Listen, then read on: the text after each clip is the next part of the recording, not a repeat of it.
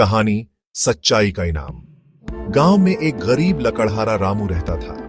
वह रोज जंगल जाकर लकड़ियां काटता और शहर में बेचकर अपने परिवार का गुजारा करता। एक दिन रामू नदी किनारे पेड़ काट रहा था।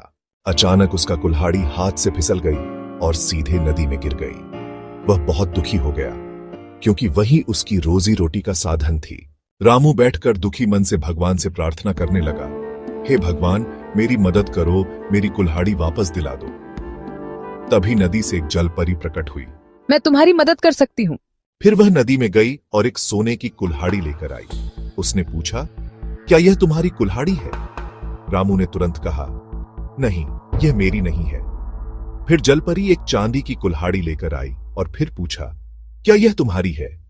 रामू ने फिर से ईमानदारी से कहा, नहीं, यह भी मेरी नहीं है। आखिर में जलपरी एक लोहे की कुल्हाड़ी लेकर आई जो सच में रामू की थी। रामू ने खुश होकर कहा, हाँ, यही मेरी कुल्हाड़ी है।